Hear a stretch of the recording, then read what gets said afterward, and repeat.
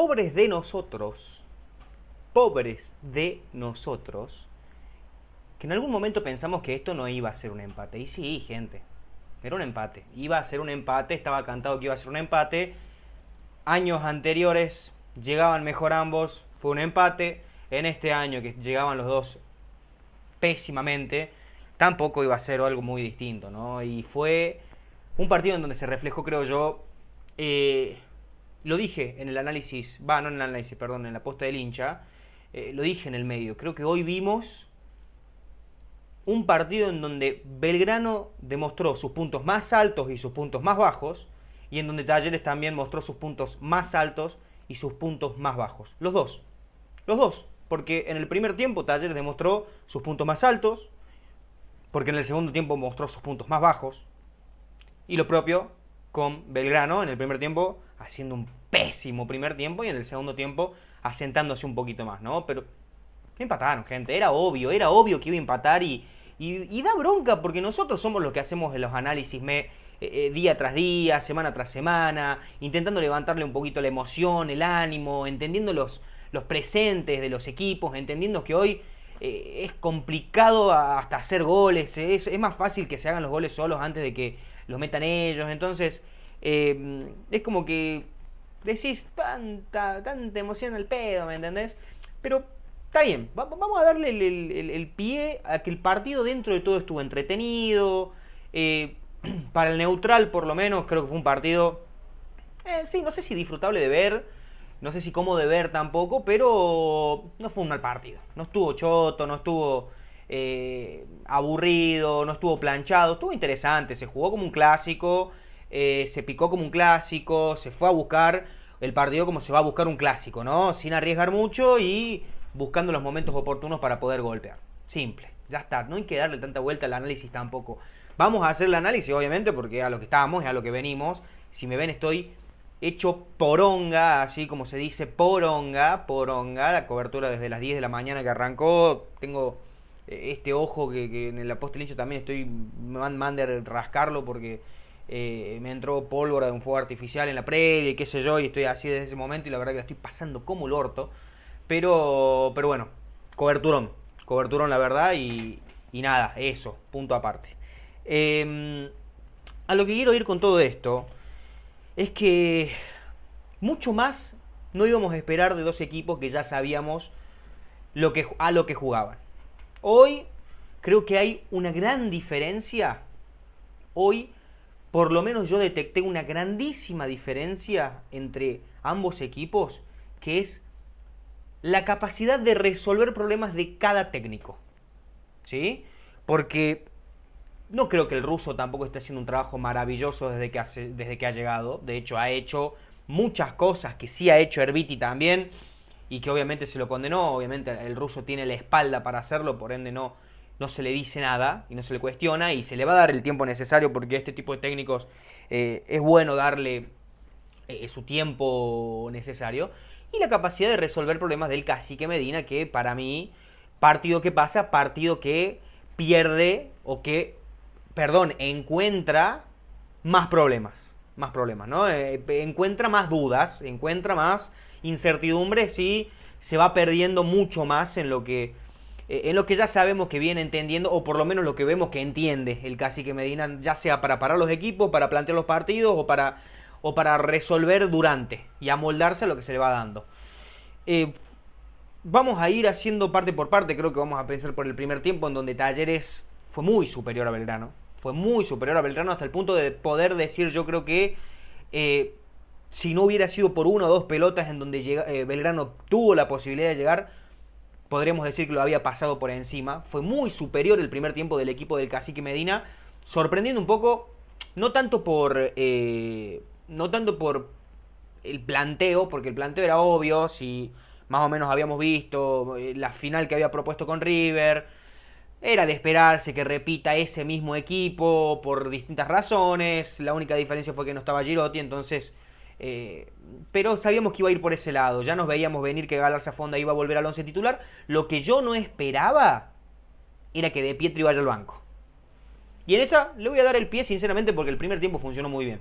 sinceramente yo creo que el primer tiempo de Talleres en términos generales fue muy bueno. ¿Por qué? Porque Talleres tenía que hacer una sola cosa, y era explotar las debilidades de Belgrano. Fue y lo hizo. ¿Dónde son los problemas más grandes de Belgrano? Por afuera, en los marcadores de punta, listo. Vamos y golpeemos ahí. Pongamos a Rick de entrada, que viene de a poquito intentando demostrar algo más, y le explotamos justamente la debilidad, entendiendo que hoy Ochega hizo un primer tiempo muy malo, muy malo. La verdad que terminó perdiendo prácticamente la marca en todas las jugadas. Grillo, que no es un defensor precisamente rápido, tuvo que salir a cortar siempre que Ochega perdía la marca, y en más de una ocasión quedó bastante regalado directamente Fausto Grillo. Y creo que acá fue el gran punto que tuvo Talleres, porque tampoco es que jugó una locura, simplemente se la dio a quien se la tuvo que dar y explotó lo que tuvo que explotar. Acá yo quiero hacer un paréntesis con el primer tiempo de Rick, ¿sí? Porque a mí me pareció excelente que Talleres haya jugado para Rick, ¿sí? Porque se dio cuenta el equipo que estaba en un gran día, se dio cuenta el equipo que estaba enchufado, el Brazuca. Entonces, el que condujo los hilos, el que manejó todos los ataques, el que manejó las transiciones, fue el brasilero. Entonces, ¿qué tenía que hacer el equipo? Jugar para él. Esperar donde tenía que esperar cada jugador para devolverle una pared, para buscarlo primero al brasilero, picando el espacio, para buscar siempre ese hueco en donde Rick pueda encontrar la pelota y complicar justamente las espaldas de los defensores de Belgrano. Y creo que Talleres eso lo hizo muy bien, porque Rick jugó muy bien, tanto jugando por el lado derecho como jugando por el lado izquierdo. Entonces creo que ese fue el dolor de cabeza más grande que tuvo Belgrano en el primer tiempo, pero por el simple hecho que Talleres tuvo la capacidad de poder explotar las deficiencias y las debilidades, ¿sí? ¿Qué pasa con Talleres? ¿Qué pasa con Talleres? Que es un equipo que ya hemos visto que o se confía, o pierde el eje a lo largo del partido, o se relaja. Así de simple. Porque el segundo tiempo fue todo de Belgrano. Todo de Belgrano. Hasta me atrevo a decir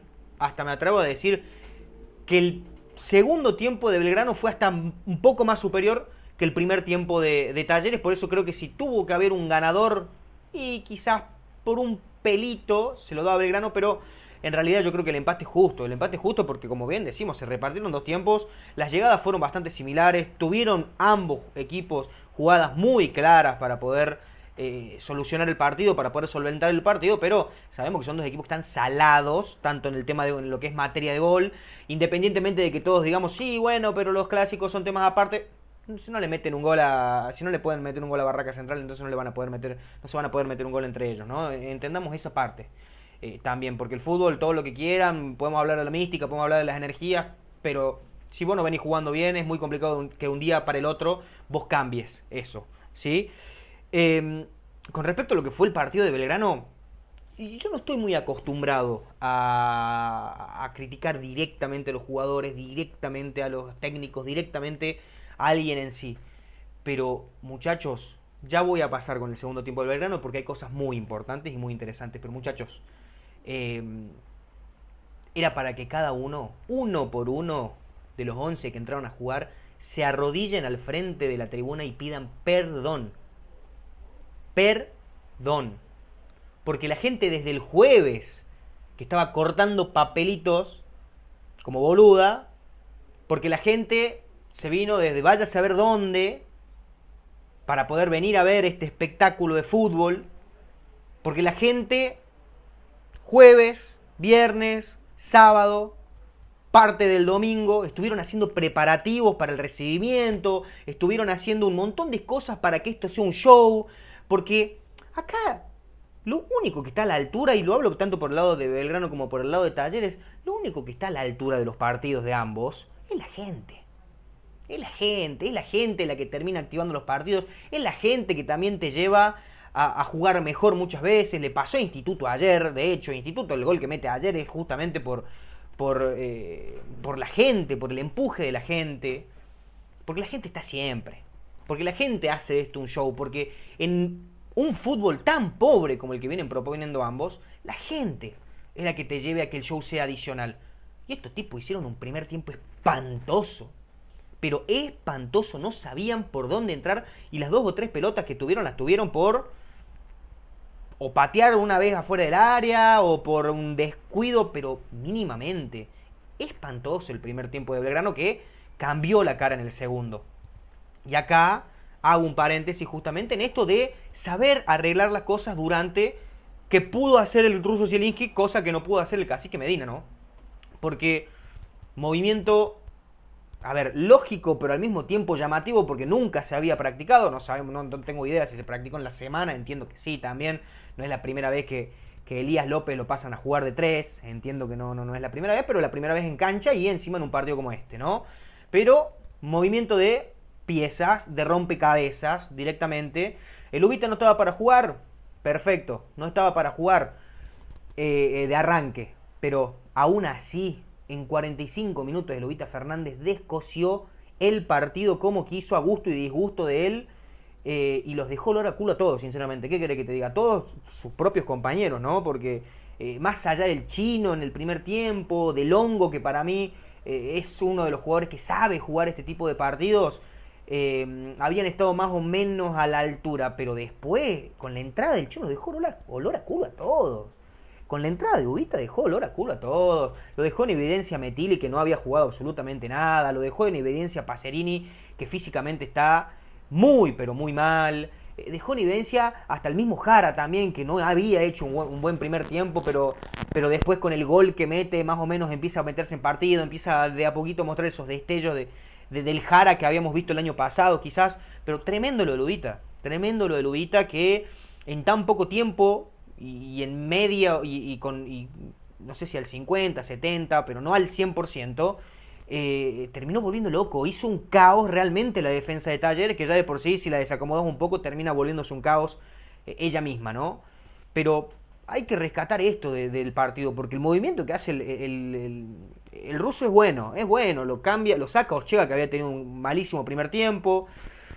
No ibas a ponerlo a Grillo de 3, obviamente, porque Ricky iba a decir, samba, carioca, iba a decir, no, más vale, lo pasás a jugar de última a Elías por el lado izquierdo, lo volvés a meter a Companucci, que también de última tiene por ahí el entendimiento de cómo jugar estos partidos, probablemente, más que todo por el sentimiento de la camiseta. Yo siempre digo que estos partidos es mejor que los jueguen jugadores que tienen una afinidad con la camiseta antes que los que no.